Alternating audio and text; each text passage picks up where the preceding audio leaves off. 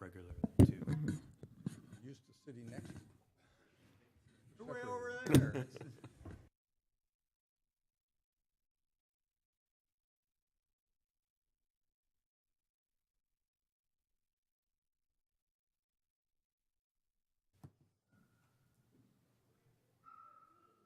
Good evening and welcome to this special edition of Waverly Newspapers, the community publication that has been reporting news in this community since 1856.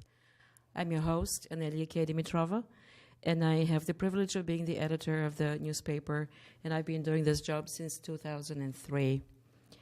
A very, very warm welcome to those of you in the audience. We have a very sizable audience. Almost all of our seats are taken, despite the fact that there are several very important community events going on in town as we speak. An equally warm welcome to those of you at home, watching us at home, on your TV screens, or on your mobile devices, and on the newspaper's Facebook Live feed. And the warmest welcome, of course, is for all of you here around the dais here, reserved for you, the candidates in this forum. And because all of you will be here in the hot seat and under the scrutiny of the camera tonight, and not because you guys want to be members of a reality show cast, but simply because you want to serve your community in the most humble of ways. We are having some connection issues. The most humble of ways. So you guys, all of you have stepped forward, and you're ready to serve in the most humble of ways, as I said, meaningfully in the capacity of a city council person. And while there may be diversity of views here tonight on how local government should work, I would like to say that all of you are united in the purity of your intentions and your dedication to serve and better your community. Let's give the candidates a round of applause.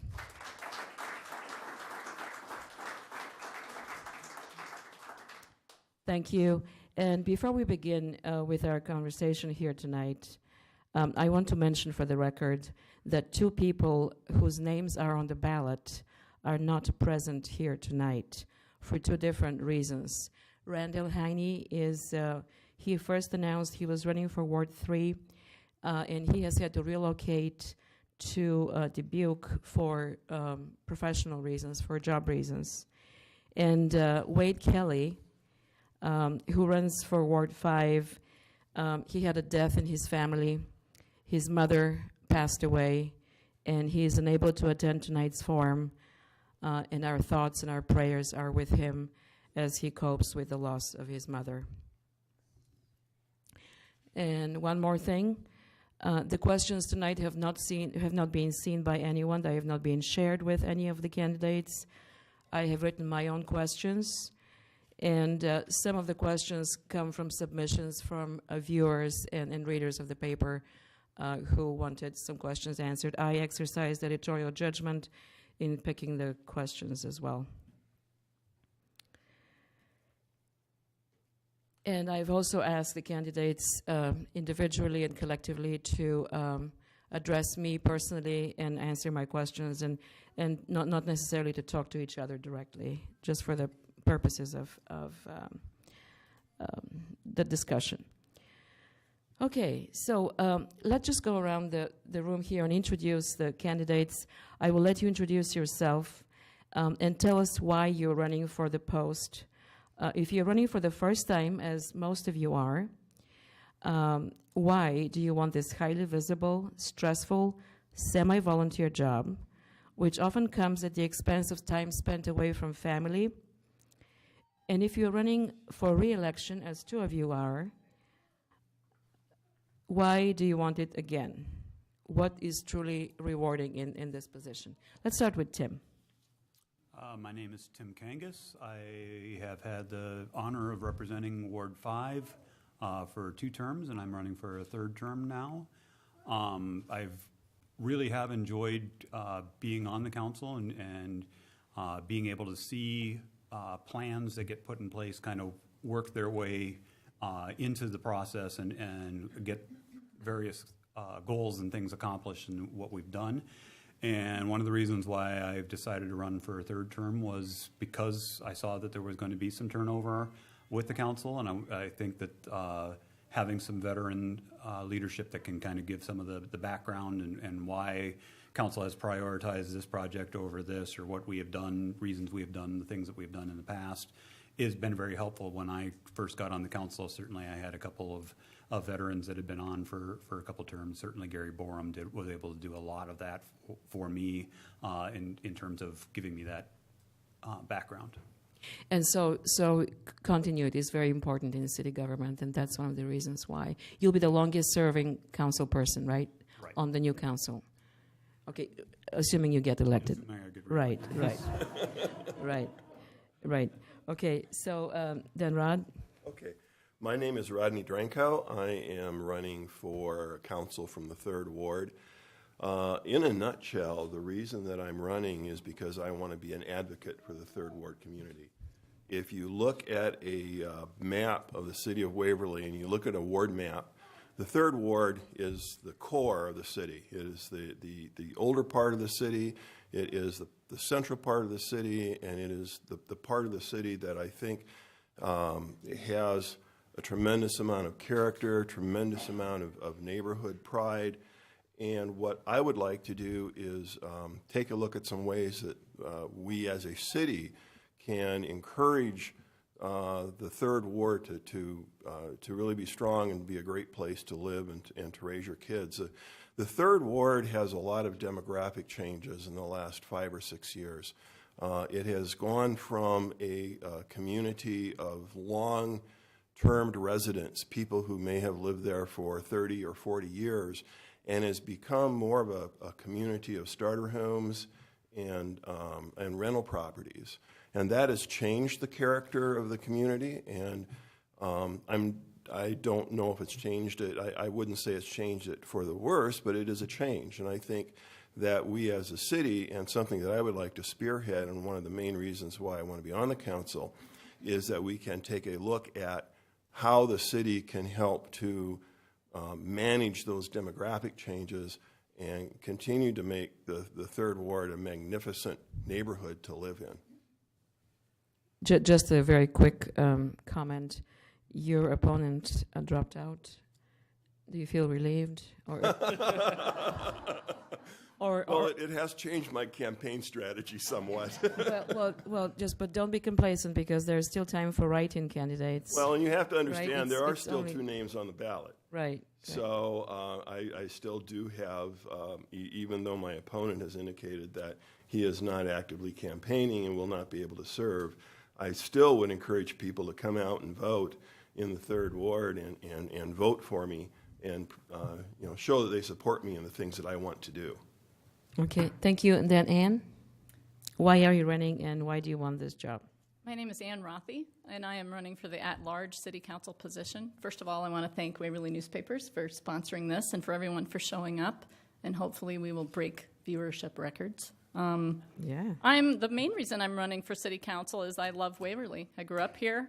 I love the history of the town. I believe we have great potential to continue to thrive, and I want to be a part of that. I think I originally got interested a year ago when I was the guest city council person, and I sort of like wonky policy stuff, and I thought it was interesting.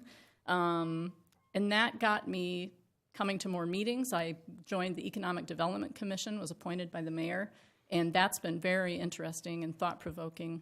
And what I realized was that even though we had elected people to come to meetings, they weren't always coming to the meetings, and I think it's important that if you're elected to do something, you do your best to get here. Of course, there are always exceptions, but I think we need public servants that are reliable and dedicated to their job. I also realized that the tone at the meetings was often disrespectful, and I thought that took away from the goal of those meetings, which is to run efficient government that responds to people's needs, listens to people respectfully, and tries to take all opinions into account when making decisions. And I, as a citizen watching the meetings, I got very frustrated, and I thought I can either sit and be frustrated or I could do something about it. So I decided to run. I think I have the skills that it will take to build consensus. There have been some very sensitive issues that we've all been listening to discussion about, and some people are very frustrated with how things have been going in the city, and I think that the skills I use in my everyday work life will help me be an effective city leader, listening to people, building consensus, trying to take information from all sides and make sensible decisions. That's why I decided to run. I have the names of the candidates from the auditor's office on this sheet of paper, just for the sake of keeping time. And there is my next presenter here, and my next guest is not on that list. Welcome to the program, Dean. Tell us about why you're running for this and how you decided to enter the race late in the process, later than the ballots were printed. I'm Dean Soash, and I've lived in Waverly almost long enough to be a native.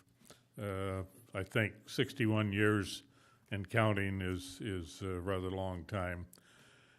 But Amelia is correct. This whole thing has been a culmination of 2 or 3 or 4 years of being approached by people on the street saying, we need you into government for various reasons, one of which I've been a businessman in town. I've been an electrician for over 55 years, started out working for a fella here, and in 1977 opened the shop of Dean's Lightbox, which our son now owns. I hang out there once in a while, helping him out. But it just got to the point that, as the old saying goes, if you're put your money where your mouth is, because I've been a frequent speaker at city council meetings. I served on planning and zoning for 18 years. So that background within the city and my business experience and leadership experience with the Boy Scouts, believe it or not, shaped a lot of my thoughts and the way I handle things. So I think that I'm suited to fill this chair, or the mayor's chair, and we'll see what happens. I trust the voters will do what they feel is right, and we'll let the crumbs fall where they may. If it works, fine. If it doesn't, I fully understand. Thank you, Dean. And the audience will notice that I have separated Dean and the mayor. I sit in between, and I just gleaned a little insight into their family life. Dean's wife is in the audience, and the mayor's wife is at the Rotary Club at the Rotary dinner, right? So, be that as it may, but it's just a nice way to kind of introduce them in that capacity. Mayor, you've been this is your third term, right? You're running for a third term, right? Running for my third term, and I run because my leadership style, I believe, brings energy to our town. Our quality of life is the talk of Iowa. And our infrastructure investments through the years, from the dry run to the Parkway, have all turned golden and propelled us forward as a town.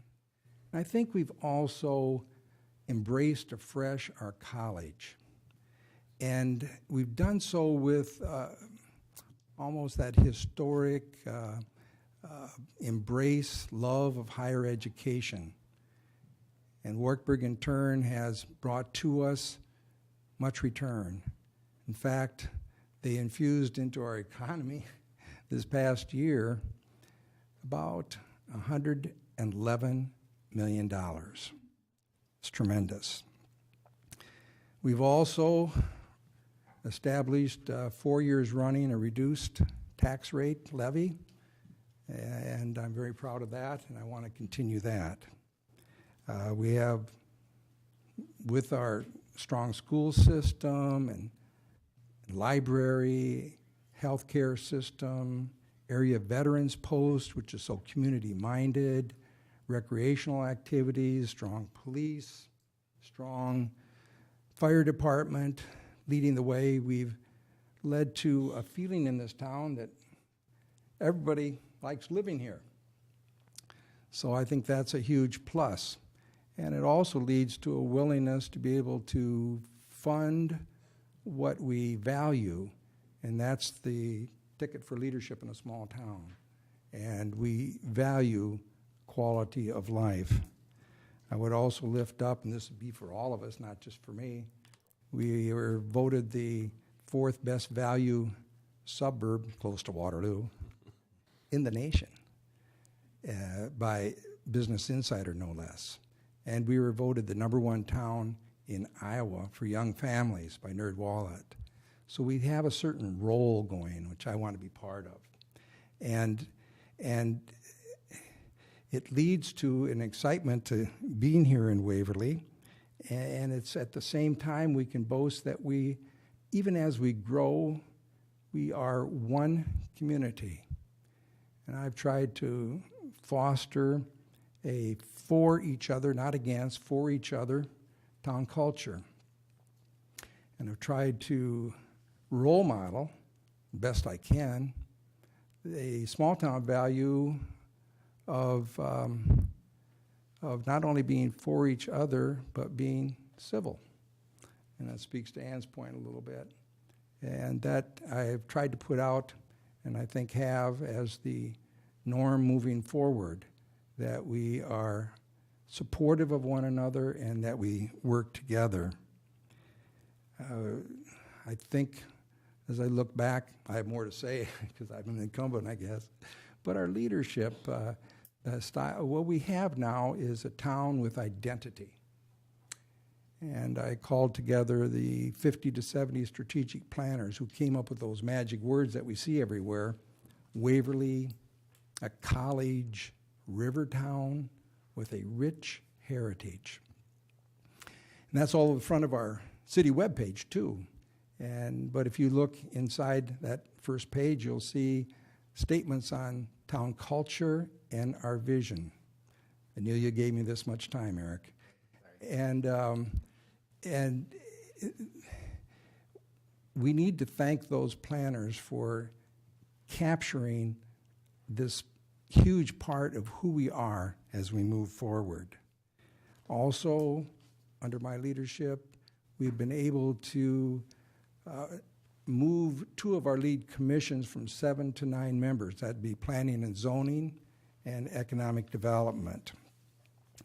And both of these commissions have a new sense of inclusiveness and power to lead. And then I look at the other commissions, and they all have energy, and I'm thankful that we could appoint wonderful people affirmed by the City Council.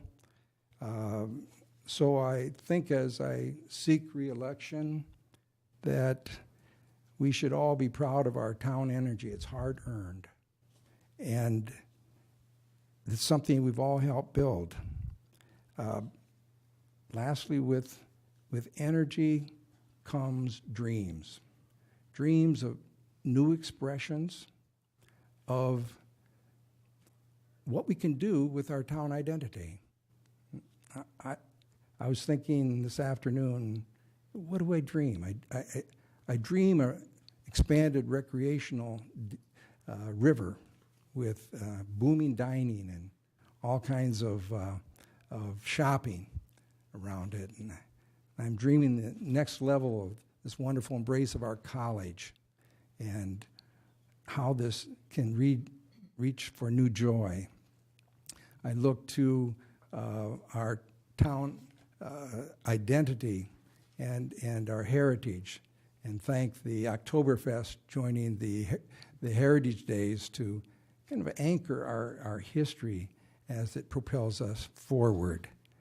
So I run because I, with all the people here, have a great love and respect for the town, and I like to work in and through people, knowing that the mayor's role is really not about me, it's about us. And it's about a town that's elevated and accelerating and trying to reach its potential. And I hope to be part of that energy moving forward to help our town just reach its full potential. And for that, I run. Thank you, Mayor.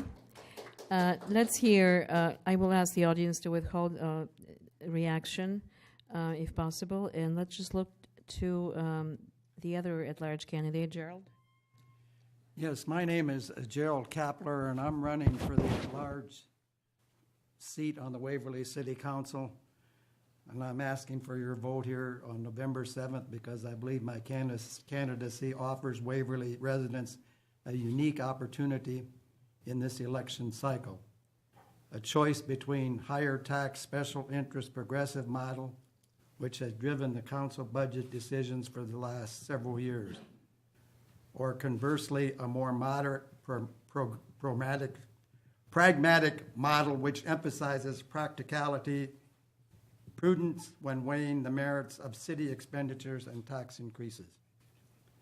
As a council member, I will make my decisions regarding city issues and budget appropriations based on how much they will benefit Waverly residents, while also considering how council decisions will impact the taxpayers.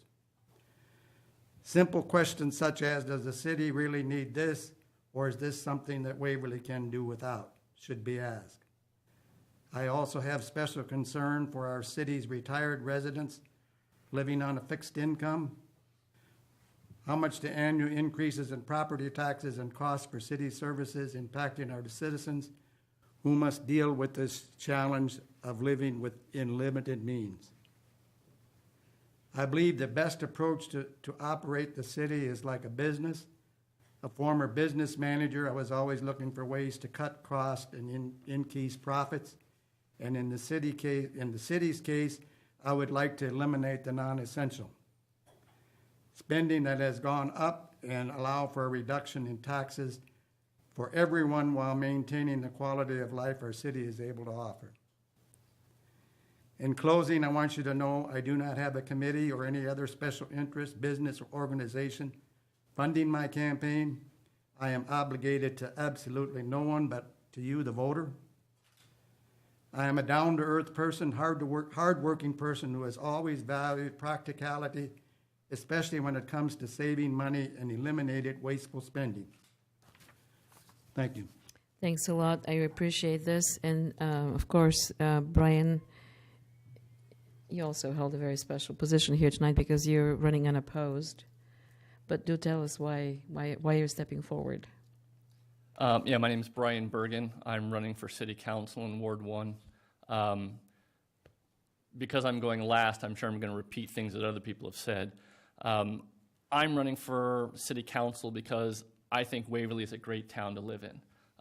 I can't claim that I was born here, but all of my children were. All of my children have been raised here. I think Waverly is just a great place to raise my kids, and I feel a certain responsibility to give back to the community that I think is a great place for my children to grow up. It's been a great place for me to live for the last 17 years. I think that Waverly has had good, steady, sustained growth, and I would like to see that trend continue. I think that in City Council we need people who are willing to talk and listen and ask good questions, and I think that's something I'm good at. I think I'm good at asking good questions. I admit I'm a college professor. I like to learn new things, and I think that there's lots of opportunities to learn how this city runs. My biggest interaction with the City Council was many years ago when I was working with the building committee for St. Mary's Church. And I worked through many committees and got to know many of the city staff through that process and learned about the process.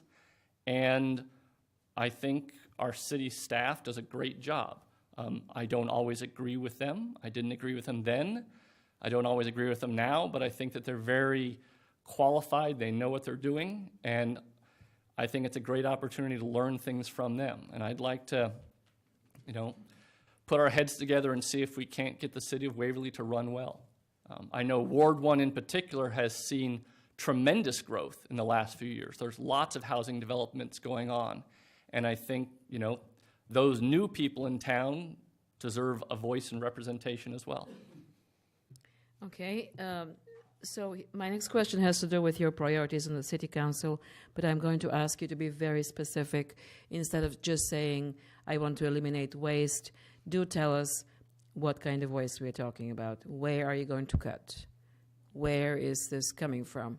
So just what will be your main priority if you were to be elected in the seat that you're running for? What will be your main priority? I just want you to pick one and tell me why.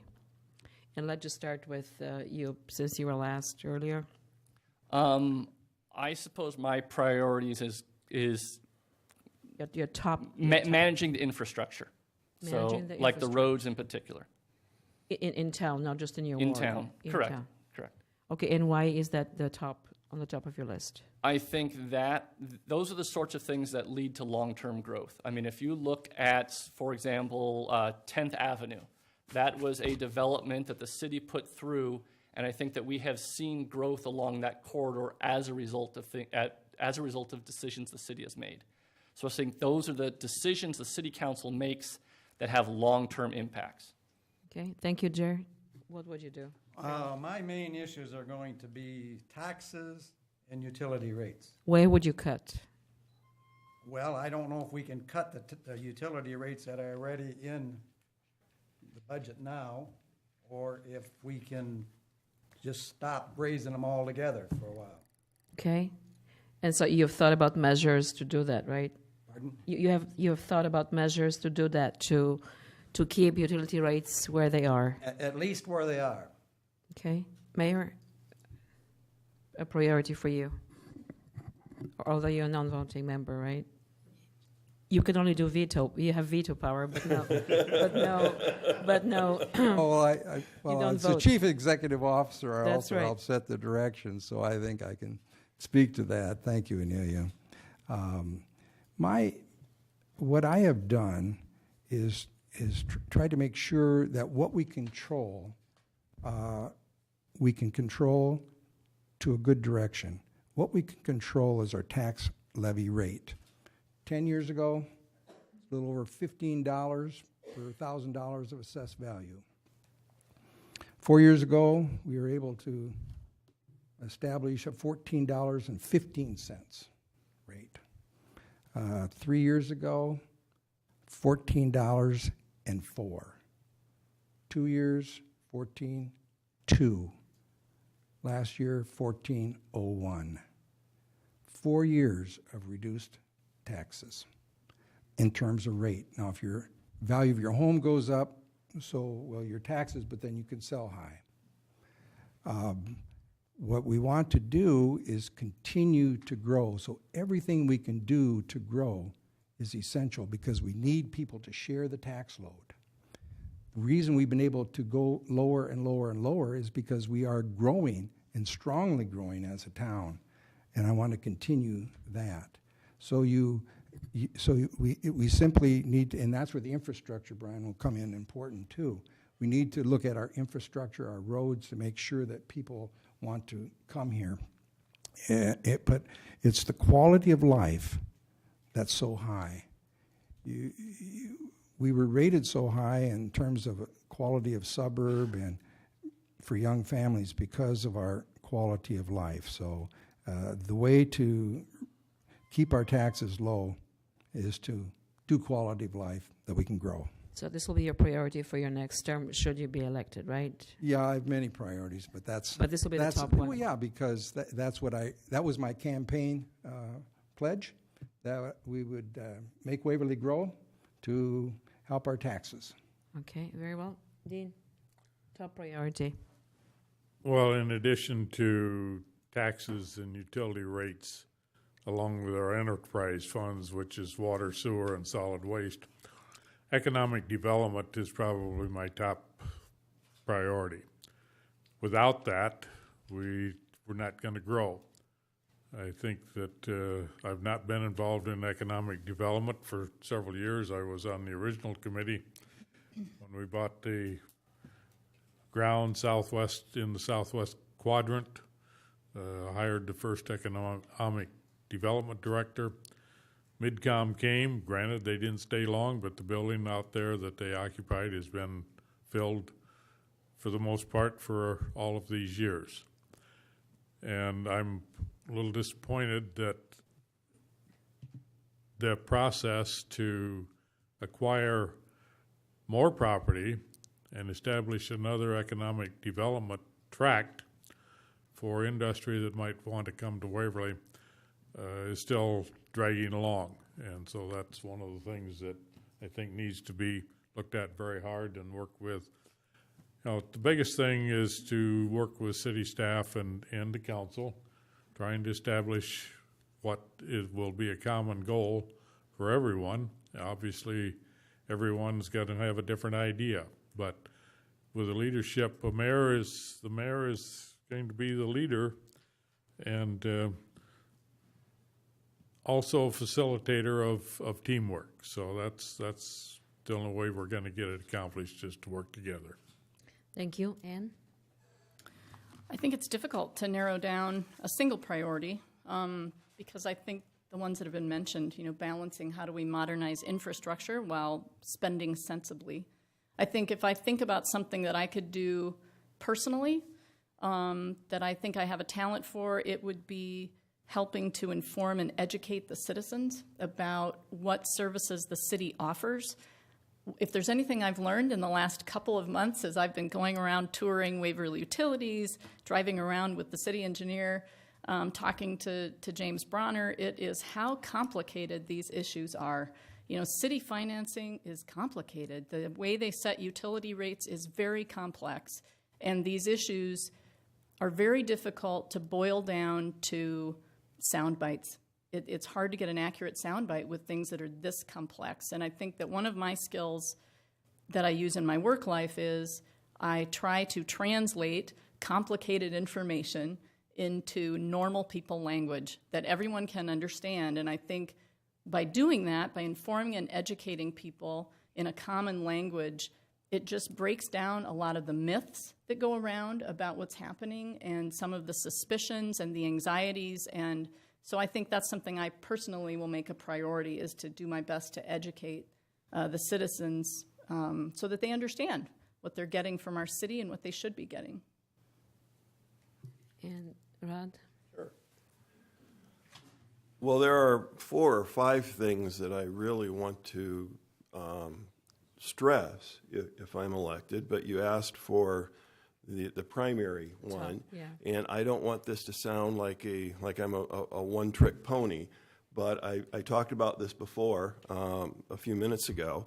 To me, one of the strengths of Waverly, and one of the things that make Waverly such a great place to live, are the strengths of our neighborhoods. And if I were to represent the Third Ward, one of my priorities would be to try to make people aware of the unique character and the unique challenges that are faced by the Third Ward area, because it is an older part of town. It is a town that is in a transition from residential to a lot of commercial development, moving into residential areas. There's changes in housing, from single housing to multiple house dwellings. And when you're looking at older sections of town, they really need to be treated with kid gloves because they are extremely fragile. And too many times, I think we take those parts of towns for granted because they have been there for so long. And I have not heard anyone say anything about what we need to do to preserve the character of our neighborhoods. And to me, that would be my goal, specifically with the Third Ward, and I'm going to keep beating that drum until people get tired of it. But we really need to look at how we can preserve these neighborhoods, how we can preserve the quality of life in the neighborhoods, and what we can do to preserve parts of town that tend to be older and maybe less affluent than other parts of town. A man with a mission, huh? That I am on a mission. Yeah, and, Yes. and you've lived there for a long time, if I recall. our We earlier moved conversation. into that house in 1989. We first moved to Waverly in 1980. We lived up in the Jewel Edition for a number of years and bought that house in 1989 and lived there and seen a lot of changes that have happened, both good and bad. It's fantastic. Anybody who lives there will tell you it's a fantastic neighborhood. But we do, it needs to have special care, and that is my mission, is to make sure that the council is aware that special care needs to be taken in these neighborhoods. Your passion shows through, that's for sure. Thank you. Tim, what about you?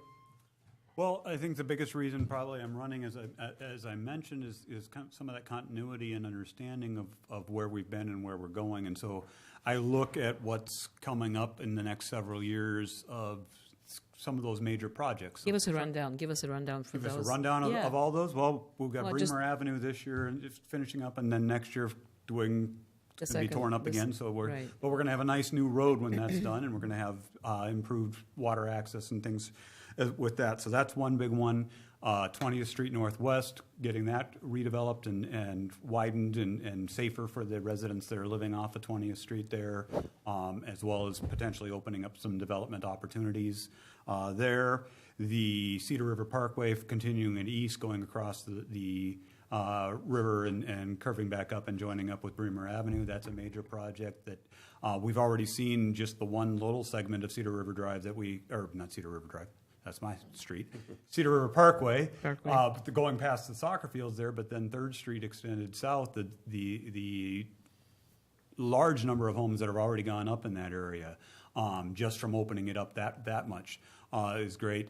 One that isn't as glamorous but is certainly needed to talk about is the wastewater treatment center facility is going to need a major upgrade and renovation with that's going to be coming in the next several years. And that's one of the reasons why when we talk about utility rates or those enterprise rates, some of those rates have been building up some funds to help offset that cost when it comes, so we don't have to hit it all at once and try to really raise rates to accommodate that. So those are some of those big ones that kind of maintaining and understanding how those fit within the budget and within what we have borrowed in the past and what's coming off of that. So we keep the levy rate where we've been. We've been able to keep it, lowering it. It did go up slightly this past year simply because of the Champions Ridge purchase that wasn't originally budgeted. But beyond that, we've been able to, certainly on my 8 years, 5 of them have gone down. This year went up slightly. My first 2 years on council went up, but that was when we were recovering from the floods of '08 and paying for the dam and some other things that happened. So a lot of big projects coming up, But yeah, competing for attention and therefore money, right? keeping the big picture and knowing kind of where we're going and how these all fit together as the puzzle Comes together. Yep. Okay, so let's just talk a little bit about a few stories and happenings that have happened in Waverly recently, issues that have come before the current council and have sparked a lot of controversies. Would you be in favor of lengthening the runway of the airport? And if you were to sit on the new council, would you support the acquisition of the last remaining property in that safety zone to make that work? There's no particular order. I just would not point to people. I would expect you to just kind of chime in, mostly because you would have thought about these stories as they became stories. Would you be in favor of supporting the last acquisition, the last remaining piece of property that needs to be purchased to ensure? I would be in favor of improving the runway in the airport. Thank you, and I appreciate simple yes or no answers. What about you, Jerry? No. No? Okay. Yes, definitely. I've got to get some more information. I know it's an old cliche, but I really have to get some more information on that. My first inclination is no, I don't necessarily support it, but if there's a need for it, then I would get behind it. Okay, you can be persuaded otherwise. Okay, Ann? Yes, I'm in favor of that. Well, I would kind of have to go with Dean. I'm not sure that I have enough information to make a decision, except I want to say that it really is a decision of either we have an airport or we don't have an airport. Because if we're going to continue to have the airport, we need to continue to improve it and bring it up to standards. So I think that's really the choice. The bigger issue is, do you think the airport is a tool of economic development Exactly. or not? Exactly. Isn't that the bigger and issue? if it is, then we have to go ahead with the land acquisition. Okay, and Tim, I don't remember how you voted on that. I I've stated in the past that I'm not going to vote to take someone's home for it, but I do favor ultimately getting the expansion. It is a needed safety zone or safety issue for the pilots that are landing at the airport, as well as our fixed base operator that's out there and the business that's out there in terms of their planes. Just, we've got one of the shortest runways in the state, yet our business activity through the airport is in the top 20, 25%. We have 101 general aviation airports in Iowa. We're in the top third in terms of activity, generating over $2 million into our local $1 million a economy. year, and Yeah. some of the cover crop spraying that's been adapting with agriculture now is really benefiting out of that. So it is something that is necessary, and the airport as it is almost paying for itself. Its subsidy this past year was only about $10,000. So you're likely to support it. 10,000. Is that what I'm hearing? Okay, thank you. This next question has to do with utility rates. A lot of you have brought utility rates to the table, and some have argued that they're unreasonably high, or some, as I'm quoting, excessively high. Some critics have argued. Have you ever taken the time to look into how utility rates are calculated and what goes into the utility rates? And have you ever asked anyone besides yourself or your friends why they are at that level? Yes. You have sought information. It is very complicated. It's and complicated, right? As I mentioned, part of the reason why, one of the changes we made on council since I've been on was we were on a cycle of every other year raising at 5% and then 0 for a year and then 5%, and then we switched it to 2.5% every year, and that's actually a steadier growth, not as sharp of an increase as the 5050, and it's how the math works. Are you out. talking Waverly Utilities? I'm talking about Waverly utility rates. That's yes. water and sewer. That's the water and sewer, and then Waverly Utilities is another aspect. So the question, the question is, have you ever looked into how Mm-hmm. that is calculated and where the money goes, how it's dispersed? Because I did look recently, and I did listen to a presentation by the Waverly Utilities CEO, and I learned a lot of what I didn't know, and I don't think very many people do know. But let me hear, Rod, have you looked into those? How they're, what goes into the calculation? I haven't. I don't want to make this sound flippant, but I also don't really want to know what's in my hot dog when I eat it. Okay. There are all some right. things that I That's trust. fair. There are some things that I trust experts to do, and All that's right, one of the right. things that I really, I know if they're getting too high, I would like someone to explain to me why. Right. But I really don't need to get into the nitty-gritty of how they're being Okay. calculated. All right, very well. Anne?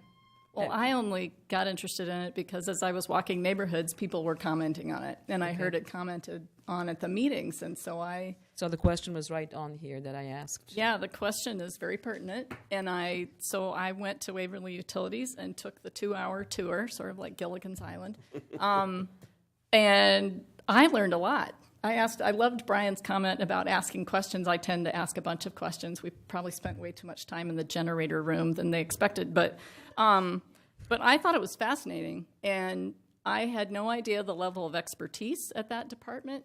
I had no idea that they are raising money by having generators available for other towns to use in case of emergency. I mean, I think the other thing I learned, which I guess is obvious but not so obvious, is it's a nonprofit and we own it. So it's owned by the city of Waverly. City-owned utility. I think that's great. I'd much rather have my utility bill go to the city of Waverly than a for-profit company. But I learned that, and I'm simplifying this for my own understanding, I learned that how rates are calculated partly have to do with how much power costs to purchase on the market, and that price has skyrocketed. It has to do, of course, with how much it costs to administer the program and distribute the power. And even though the city has grown and the power prices have gone up, administrative costs have actually gone down over the last several years, as have distribution of power costs.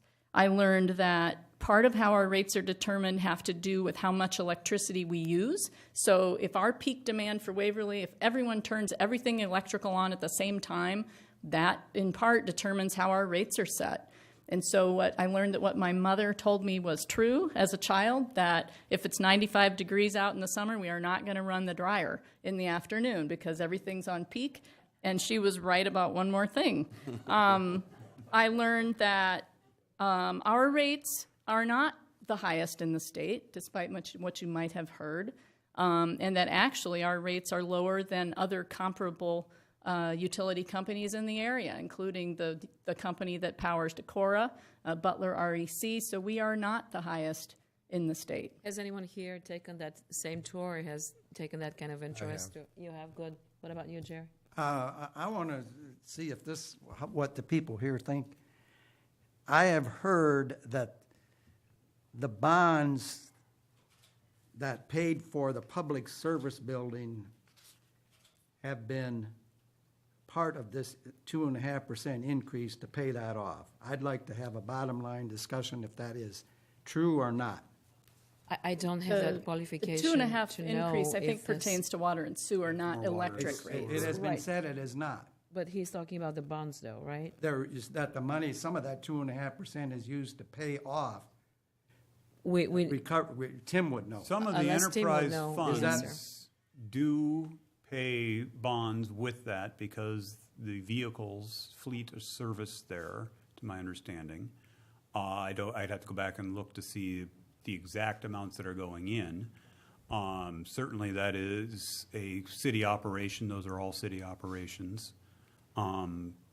that tie together, and having our own serviceability and certainly building the Public Works facility has greatly improved the efficiency of our Public Works department, from the waterworks and sewer and street department all the way across. Being able to have some of those larger vehicles that we have stored inside as opposed to outside, where weathering has a greater impact on them and ages them much quicker, to certainly having our mechanics actually being able to work inside as opposed to the old facility back here behind the Quick Star on the east side, where they were actually outside in the wintertime. There are all the working on- benefits, working on right? trucks. So all sorts Right. of benefits that But are. do you know? But it has been said by a former, an incumbent council person here, that he might consider that as a tax, and he wasn't specifically happy with that. Well, since this person is not here and I'm not sure who you're talking about, I think that we would either not address this anymore for the purposes of our conversation here, because I'm more interested in having you portray yourselves as who you are and show who you are rather than repeat other people's comments, unless you know the answer and you're not telling us what the answer is, which I don't. It's worth looking into, but maybe now is not the right time. Dean, maybe- did you want to say something about this, or can we move on to another question? This was Let's go about. ahead. Let's go ahead. I'd like to, Please, please. but I want Dean to speak. Did you want to speak first on that, Dean? I can. Utilities? Yeah, okay, go ahead. The rates, right? The utility rates. Utility rates. Now, you're talking about electric utility rates, is that, or all of them in general? Just in general. In general, Because that's what you hear on the street. Rates are too high or excessively high. And What when you I- actually look at it, you just understand a little bit more about how they are. that's an area that, as many of them are, if I'm successful in claiming the mayor's chair, then I'm going to have to look into all of the departments, meet with the department heads and employees, and find out really what's going on. Are there some ways that we can save some money? I also, in regards to Waverly Utilities, I heard Mr. Wenzel's presentation, your live interview that you did. Thank you. So I know what his answer to all of this is, but again, it's an area that I need to look into and see if there's equipment, personnel, whatever, that those costs can be lowered somewhere along the line. And therefore, maybe it's only half of 1% or 1 cent, but at least it would be something that the citizens could could look forward to anyway. It can be, okay, it will be subject to review. Okay. The next questions, please answer yes or no as quickly as possible so we can get to the rest of them, because I do have a lot. The Green Bridge, should there be a referendum on the Green Bridge? Like a question on a ballot. Should A there be a citywide vote? referendum? A citywide referendum. I'm of the impression that it's not legal for us to do that. Why? That is my understanding, that it doesn't fall in the categories that are under a referendum. From what I've heard from the city clerk, that it is not a category that would be able to be put onto a ballot. Okay, would you like to, if this were to be revisited by a new council, and the mayor vetoed the next step, right, which was going to happen, the $70,000, if that were to be in the new council, the issue will come before the new council, what would you do with the Green Bridge? Would you move the discussion forward? Would you act on it? Would you kick it down the road? Where are we on this? Where would you go? I mean, I've had conversations with all of you about whether you would support a pedestrian bridge or full-blown bridge, but what would you do now that things are getting more, closer to Well, let me start, and I'll just say Yes. that I think there needs to be a vehicular bridge over the river somewhere on that side of town. okay? Anyone else, Tim? It's interesting to look up the history of that bridge. Now, all that's ever been publicized is it was built in 1917. I did a little research.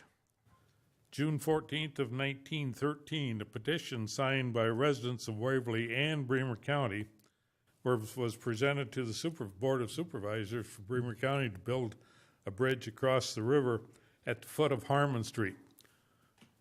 At that time in Waverly's history, the river was not in the city limits. City limits stopped probably a block or two south of Bremer Avenue, because if you look at the subdivision maps, acquisitions, it's all after that. In 1914, citizens and surrounding peoples pledged $2,400.62 in cash and labor towards the construction of a new bridge. In 1916, they donated $3,500 to that bridge. In 1915, bids were taken to install the piers and the abutments.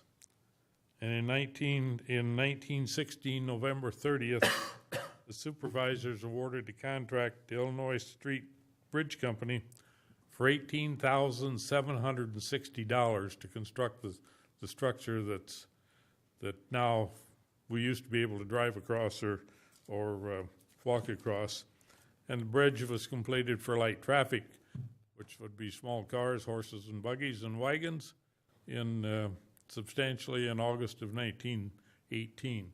So there's way more to the history of that bridge and the reasoning. Even in 1913, the residents saw a need for a bridge across the Cedar River, even though there was a wooden bridge across the Cedar right out here on Bremer Avenue. But they saw the need for that, and I've supported a vehicular bridge at that location from day one. I would like to, as I made mention to council at a couple of the meetings, I would like to revive the citizens group.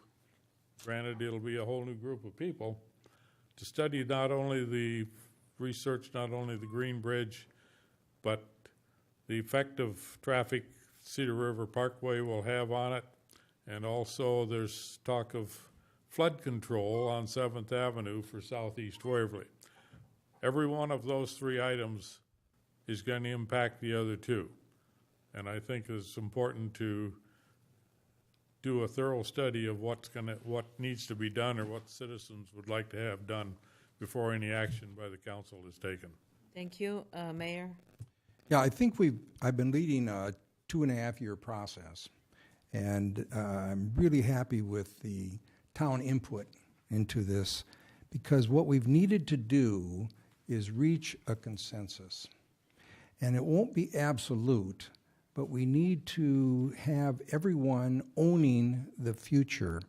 And that wonderful process that ended up with a vote between repair and replace that was led, including the newspaper's great role in that, ended up with a too high expense for the repair. And so what was left was vehicular new bridge, and loose in terms of the choices for the town. But then we had to look at, because of the console, we looked at the whole option of pedestrian. And remember that we're dealing with not right or wrong here, but judgment. And we have wonderful thoughts on every side. But I think that we're reaching a consensus towards vehicular, and I think the new council will play a strong role. They have all the budgetary responsibility, so I'm looking for them fairly early in the new regime to come to grips with where we're going to go, what money we're going to spend, and what budget it'll be in. I've looked at that privately. I think we have some great options before us, but the decision between pedestrian only and vehicular will need to be made. That belongs to the new council, and it should be made fairly quickly so that we can move forward. We need to get across that river, and I'm very happy with the process, and I don't think we need a lot more process. I think we just need to take the responsibility with the new council. I think the error that people would worry about is in terms of taking it to referendum, and this would be probably broadly felt across the city government, is that we can't, it's the responsibility of us as a council. We can't take every tough issue and put it to referendum. I think we're just going to have to put this new council together. It's what elections are all about, and move forward. Jerry, what would you do if you were sitting on the council? I would definitely vote to put a vehicle bridge there like it has been for how many years? I go right along with Dean on that. And I don't support a vehicular bridge there. I think that we are putting in a new bridge at Cedar River Parkway, and I think we need to figure out what the impact of that bridge is on traffic before we decide if we need a new bridge at 3rd Street. I would say that if we decide to put in a vehicular bridge at 3rd Street, we really should consider extending it south until it intersects with Cedar Parkway so that you create a thoroughfare there. The idea of people coming south on 3rd Street cross that bridge, and then what's going to happen is they're going to wind their way down. They'll turn left at Harlington Cemetery and take 1st Street southeast through to get to that parkway so that then they can turn left onto 4th Street. You're going to have more traffic going through that residential neighborhood. I just think that if you're going to put a modern bridge in there, it doesn't make sense to put that in on a road that dead ends 2 blocks south of there. okay, thank you. What about the fireworks? No pun intended. Fireworks. I know the council voted on this issue, but what, of course, as new council, you'll be able to bring that issue back. Should the fireworks be allowed in the city limits, or are you happy with the current situation? Dean, what would you do? I think the council, whatever the council decided previously for this year, is probably as acceptable. I don't have any strong thoughts one way or the other on that. It would be as to whether the citizens of Waverly bring it up, and obviously I'm willing to listen to them and see what happens. But Ann? I would be in favor of fireworks in the city limits, but I think the time allowed for fireworks is too long.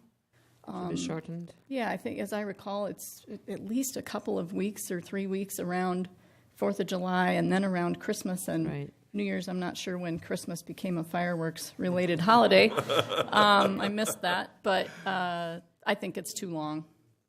Okay. I don't really have a problem with the fireworks. I think one of the issues is that there are a lot of fireworks going off during times where they're not supposed to be going off. and maybe it needs to have a little bit more enforcement priority than it has this year. But I have not heard an overwhelming number of people complain about it. I mean, some people have, and yes, it can be annoying, but I understand the reason for having it. Some people like it, but I think that they're, in the times where it is not supposed to have fireworks, needs to be some enforcement. Okay, Tim, I can't remember how you voted on that. I voted with the council's decision, which was to essentially, we're still gathering information Okay. on it. We're still Having a conversation. still having the conversation, gathering what are the concerns. We hear, some of the spillover into neighbors' yards and some of that, the timing of it, the length of that. But again, this is only the first year that we've had it, so Right. is this a 1 year, everybody kind of getting, Trying it getting out, out of their right? system first, and then next year it'll settle down? What's going to happen around New Year's? I don't know how many people are really going to want to be outside on New Year's, depending. I don't know. October's weather is 70 degrees here, I guess. But yeah, it's still a matter of gathering information. Okay, Mayor. Yeah, we are gathering information. This is a matter of listening to everyone. I've received a lot of complaints personally from families, even mothers, who are trying to put their children to sleep, and there's just too much going on noise-wise. So we need to have rules. We need to have a shortened, I think Anna's right, we need to just shorten that time, but allow it. I mean, it can be a celebratory time. We want to be able to celebrate our freedoms, and I think it's a good thing, but it just needs to be structured in a way that's a win-win. Jerry, and then I'm in favor of leaving it, allowing it in the city limits. okay, and Ryan. I agree with what the city council did. Like a lot of people, I heard a lot of complaints, but I don't know that I heard a lot of complaints from different people. It may have just been the same people who are complaining loudly. So I think it kind of remains to be seen, kind of wait a few years, see how next year goes, the year after, and then make a decision. Okay. This next question is about the Pledge of Allegiance. And if during the Pledge of Allegiance before the City Council and before you start your council proceedings, if several of your fellow council members decided to take a knee, or members of the audience decided to take a knee, what would your response be? I do not have a problem with someone taking a knee. I'm not a big fan of people staying seated. I think taking a knee is a nice compromise if you're trying to make a point, but I'm not a big fan of people who are still sitting during the Pledge of Allegiance. And you'll be, if this happened to be someone on the council, you still will be able to work with that person, right? As a fellow council person, right? Okay, Jerry, what about you? I didn't quite understand the question. So, if somebody decided to take a knee and kneel during the Pledge of Allegiance, what would your response be? Either a fellow council person, that would be their. I would say it would have to be their choice, but I'd prefer they stand up and. Okay, Mayor. It's a tough one. Well, it's a difficult. It's a general question because when but you it cuts have, to the yeah, core. when we have that debate right now, we're talking about racial inequality and some really heavy issues. If someone took the knee during my Pledge of Allegiance leading, I think I'd be quite surprised, and I would be curious to know why they would do that afterwards. As everyone probably here would agree with, we're all very, very loyal to the flag. It means an awful lot. We're heavily into the celebration, and I am personally, and my family is. I would be quite surprised if somebody took the knee here, but if it happened, we just have to see. You can't really judge ahead of time. You don't know what the issue would be. So an absolute would not be appropriate right now. You'd have to just wait and see, find what the reason. What would you do? I don't know that I would do anything regarding the individual. It's their choice. I would like to think that the citizens of Waverly have a lot more common sense and are more in tune with our heritage and everything, and would not exercise that option. I love my country. I believe in free speech. I think that I would respect that person's choice to do that. I would explore with them what their motivation was. You know, it makes me think about a time when I was in college and I had a high school classmate who did mission service in Central America, and she learned things about the government that made her ashamed. And we went to a high school basketball game after she got back, and she sat during the national anthem. And I'd never seen anybody, that was the first time I'd ever known anyone who did that type of protest. And I had a lot of respect for her, and I explored with her why she did that, and I understood what her feelings were, and I thought she had the right to do that. And I still had respect for her after that point. What do you think? Our First Amendment rights here are one of the things that make this country great. And if somebody decided that they wanted to have a protest that was not disruptive to this meeting, I think that I would fully support them to do that. But if I didn't know why they were doing that, I would want to talk to them and say, what was the point of your protest, and what can we as an organization, as a city council, or as a city of Waverly, do to address whatever the issue is that you are protesting. Tim?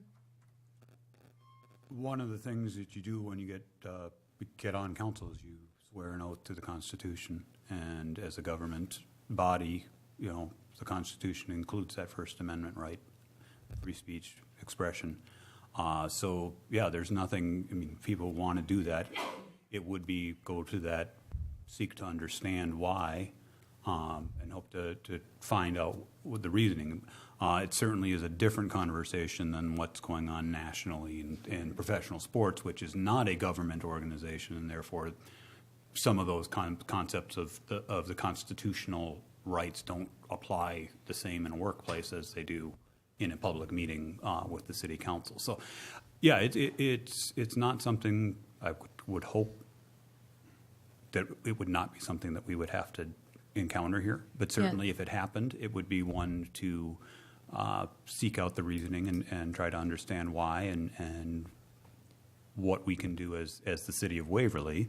If it's a protest against the government of the United States, that's kind of a hard, Right. Well, a story like this just happened in Michigan, and so it is, the question is part of that reflection, national reflection, and it happened at the city council. So my next question would be about prayer during city council meetings, and I know there is a process that the council put in place. Would you be supportive of that process, and would you make any adjustments or revisions to that process? It's whether to have prayer at a council meeting, not opening up the first meeting of the month, for instance. That's a council decision. The mayor does not have a voice in that. He can only lead the discussion. What do you think, Ann? Should a non-Christian or an atheist be allowed to address the council? Well, the bigger issue for me, I guess, is at a city business meeting, is it appropriate to have prayer? I grew up in a family that wasn't very showy about our religious faith, and so we were taught to pray with our feet through our actions rather than just with words or prayer in public. I belong to the Bartles Board of Directors, and that's a faith-based company, and we open our meetings there with prayer. But I think, unfortunately, the issue of prayer at these meetings became a distraction and dominated the headlines for weeks when I know there was other city business going on. Right. And so I would not be in favor of opening the meeting with prayer. I think if this body needs something to reflect upon or something to center it, I always look at the kids who come to the meetings and I think, what do they think about Waverly? I'd propose having one of those students stand up and tell us what do they like about Waverly, what would they change about Waverly, if we need something to focus on as we do our work. Interesting suggestion, for sure. Well, I think, the mayor sets the tone for the meeting. If the mayor decides that the meeting should be opened with prayer, I would support his decision or her decision. If the mayor decided that that was not appropriate, I would support that decision also. But if the mayor decides that we are going to have prayer, then that has to be open to be open and inclusive to anyone who would volunteer to provide an opening prayer for the meeting. Tim? And I said during the time that we were discussing. Yeah, that, you were in the thick of it. You were, for sure. Yeah. That, it is the mayor's prerogative, and the mayor sets the agenda for the meeting. That's in city code. And so if he wants to include, or she wants to include a prayer with that, they can. I think it needs to be open and inclusive to everyone. I will admit I was rather comfortable that when under Mayor Brunkhorst that Gary Borum as the mayor pro tem was kind of put in charge of arranging various leaders Pastors. to come in and lead the prayer each month. And I was kind of relieved when Mayor Infeld kind of took that on himself, that he would be doing the religious side of things, as I'm also not a very overtly religious person, so that was a little less comfortable for me to try to think about going out and seeking people. But I do like the concept of opening it up to members of the community, having that kind of centering of some sort, whether it's a denominational or a non-denominational invocation of some sort. Certainly, it happens at other stages of government higher up than city council on a regular basis. So once a month to me is not a big deal to do that. And both of you, what do you guys think? I'm neutral on the position. I'd leave it up to the mayor. I'm satisfied with the position we have, or with the new policy. I do enjoy seeing the diversity of backgrounds represented. I very much appreciate the prayers coming from the speaker's podium and not coming from the mayor's chair. I think that's a whole lot more appropriate. But it is important to me that it be open to anyone in the community who wants the opportunity to give an invocation. Okay, so these questions, the next set of questions, you can just jump in and answer if the question speaks to you, but please don't all be silent. What access would voters have to you? How accessible would you be as a council person? In the past, that has been an issue with some council people being inaccessible or non-present. So how accessible would you be to your constituents? I feel I've been pretty accessible. My phone number is there. We've got council email that they can get to. I can attest to that. You're always responsive to media inquiries. I've It's a had little more bit than different. enough conversations with both Anelia and Eric and email and trying to get back and forth on that. So, yeah, it's we've got multiple ways of communicating, and it's having people stop you at Walmart or Fairway or Hy-Vee. It's part of the job. It's a lot easier for me because the third ward is very small. It's geographically very small. And, I go walking around and people just stop and talk. So it's very easy to do that. But the same way, I mean, my cell phone number will be out there, email, whatever way that people can find to stop in at my office. There's all kinds of knocking at your door, right? knocking on my door. On your door, yes, yeah. Hopefully not after 11 o'clock at night, but It happens. Ann? I'll be accessible by phone or by email. I'm going to try to limit not being accessible at the office. I have enough to worry about there. But I think that's probably the easiest way for people to reach me. And I sort of like, in some ways, the walking around the neighborhood. You see a lot, you learn a lot. It's a large territory for the at-large position, and I don't know that I'd do it in the heart of winter, but it's very informative. And I it's would also say healthy. It's also healthy walking around. Oh, it's healthy. Yes, right? you're just exactly right. taking all this time to walk around town. But I also think that once that initial contact is made, I would like to sit down and meet with people face to face, especially if it's a complicated issue. I think it's so hard to communicate by email. because you can't tell tone of voice or humor or anything else. So I'd like to follow up that initial contact with personal sit-down meetings. Excellent, Dean. Well, one of the strengths that I have stated in my campaign for the mayor's position is that I will listen to the people, any way, shape, or form. Again, my phone number will be out, email address will be out. I'm out and about in the community enough that people can see me, and I also have decided that that I would borrow an idea from Senators Grassley and Joni Ernst that, if necessary, town hall meetings are in order to get the feelings of the people and figure out what direction we need to go. Okay. Go ahead, Brian. Yeah. I have every intention of being easy to contact and easy to get a hold of. Yeah, I mean, email's probably the best way for Accessible. me. I like Obvious. talking to people. I may talk your ear off if you're not careful. You will not be, okay, good.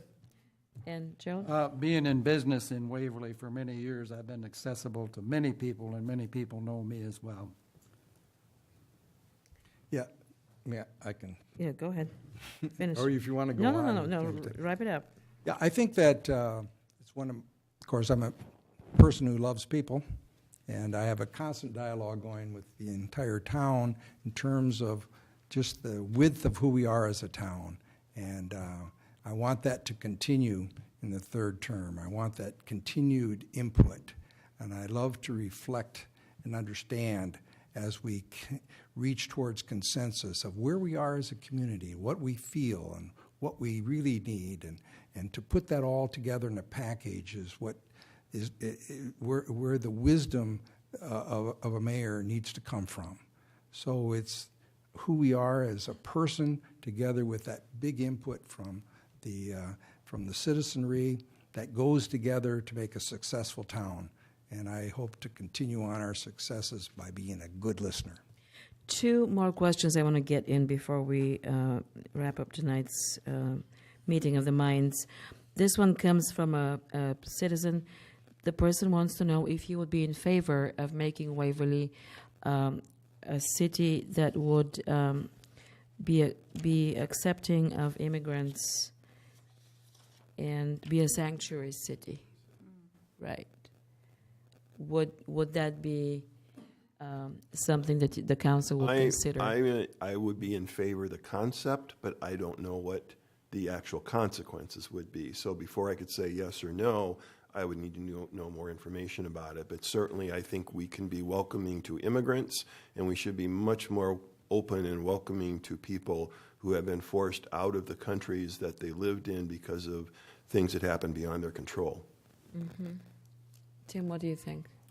I would have a hard time taking on a policy of kind of in contradiction of other federal laws or things. So that, to me, when I hear sanctuary city, that's what jumps out at me as the idea of refusing to cooperate with other governments or other agencies in enforcing laws. I have a problem with that. But certainly, in welcoming immigrants, I mean, we've got a sister city in Germany. We're more than welcoming when we have guests and visitors that come to our city from all over. And certainly, I think as a city, we need to be continuing to be inviting to people. One of the great things we have in the city is the college, which brings in students from all over the state and all over the country in many cases. And I would really love to be able to harness those individuals that are coming here for school for 4 years to make Waverly such a place that they would want to stay and add to the community when they're done with their 4 years at Wartburg, and keep them in the community and keep growing that way. And so it's not just necessarily immigrants or refugees, but everyone that comes into the city. Mm-hmm. So the person who asked the question was really interested more in the identity of Waverly. Would Waverly embrace a sanctuary city status? And what do you think? What would you do? I I would have to learn more about what that means. Okay. In my attempting to understand that just for my own personal knowledge, not anything to do with running for office, it seems like there's a variety of definitions of that. Yes, there are. And so I certainly want Waverly to be a welcoming place for immigrants. As Tim said, both at Wartburg, here in town, my family immigrated here, as did everyone's here. So, but I'd need to know more about what that meant legally. Okay. Dean? I think I'm going to have to agree with Rod and Ann both that Okay. the concept is good, but in some ways, Waverly has already embraced the idea of immigrants. I can remember back in the late 50s, probably early 60s, when the first African-American family came to town and was embraced by the community. And certainly, and I don't know the numbers, but I know that St. Paul's Church, for instance, has been instrumental in bringing some people to town that may not have been here otherwise. So but to be a sanctuary city is something that I'd have to investigate further before I could make a decision on that. Okay, Mayor? I think the biggest issue is not just sanctuary city, but our hearts. And we are a people of great heart here. And we have great diversity. And thank you, Dean, for bringing that up. We helped, and I was part of helping some families from the African American community to be here. But the immigrant community has a special need, and we need to all stay up on that, make sure our hearts are always open. We're going to need to be practical. We're going to have to face issues as they come and research whether we can be a sanctuary city or not, if that ever came up. But whether we take this position or that position, we must always be the people with a great heart who understand our histories so that we can understand how we can be part of the new histories being written through the immigrant communities that are so needy in today's world. Jerry? I'm in favor of allowing immigrants all the time, because we had experience with that when in our church in Eagle Grove, we brought 15-plus immigrants, and they were fine people. We had no complaints. In fact, one of them I know well married one of our local boys here in Waverly, and very nice people. Okay, and Brian? Like other people, I'd want to know more about the details of becoming a sanctuary city, but I think if you look at the Bosnian community that settled up down in Waterloo, I think they were a huge addition to that community. I think we should definitely be welcoming of refugees. I think that we have to get used to changing demographics and Hispanic community becoming more prevalent in this area, and we need to be welcoming to those people. This last question comes from some of the service groups in town. Several of them are asking, do you think the city is in debt to events like Heritage Days, Oktoberfest, the Firefighters Convention? Should the city be contributing more to some of these events? Should the city be helping? Yeah, should the city be helping some of these events more generously? Because they bring so much to Waverly, to the character of town. Should there be a bigger support, financial support? Just this is like a yes or no, maybe. Well, I have to admit, I'm not sure to what extent we financially support them. I know we do some. So the question of should we do more it's a question I'm not prepared to answer. I think we should support them. I think they add a lot to the community. But if you're talking about how much, that's beyond my intelligence or my education. Well, for now, but once For you now, sit down here, correct. you will know better. Okay, what about you? I would say that if we invested more into those Heritage Days and the like, it would definitely handsomely pay off in added business, in people coming here to eat, and a number of things. I'm in favor of it. Mayor? I think that we have to fully support both Oktoberfest and Heritage Days, and we already do. But we do it also as the citizens. A lot of what's propelled in this town comes from just the town. We do it marvelously well. I think we support the Oktoberfest marvelously well, and I'm one of the citizens who support this, so that as the needs come up and as the dreams evolve, then we should look at it. But we need to let that naturally develop in beautiful ways. I'm looking for the Oktoberfest kind of blending in terms of town identity with the Heritage Days, and so that it becomes an anchor to our history. And whatever it takes to make that happen, we can look at. Thank you. And then Dean. I'm not sure how much, again, like Brian, I don't know the figures that the city contributes to Oktoberfest and Heritage Fest. I know that they provide some services and materials for the Firemen's Convention. Seeing as how I have a son and a grandson both on the fire department, it's a little tough not to be involved in that. I also know that the Firemen's Convention brought thousands and thousands of dollars in business to the merchants downtown, that some of the other things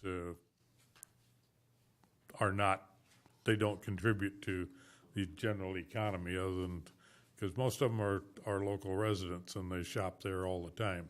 But so no, I need to dig into it. It's one of those To learn things more, that, yeah, sure. for more detail and see what happens. Ann. I know that there's already in-kind donations that happen. I don't know that those festivals could happen without city staff helping out, whether it's Public Works or the police department, fire department, leisure services. You know, I think those people are already involved. But again, I'd have to see what's already happening and talk to the committees that do those to see what kind of help they might want and whether it's in our budget to do so. Yeah, those kinds of community celebrations are wonderful. I mean, they're the things that make communities. And I think that they clearly need to be supported as much as they can be. Whether I'm really not prepared to answer at this point, what the city's role should be in that, because I'm at the same kind of impasse as a lot of people are, that I know that the city has some involvement in it, in kinds of things, but I think there's also some real benefits to having these celebrations occur without them being city-sponsored, that they're a spontaneous celebration of the community and not necessarily something that the city is sponsoring. Thank you so much. And then Tim, because you know exactly how much is given to those. You're the guy. I believe the figure is 6,000 to Heritage Days. I don't believe we give anything specifically to Oktoberfest. We don't. Or specifically in terms of cash donations for the Firemen's Convention or Ragbri, Gentlemen on the Road, or some of those things that have come in. One of the things that I was really surprised at as I've been on council and we've dealt with some of these and the requests from some of these groups was that a lot of the town festivals around us don't get any money from their cities.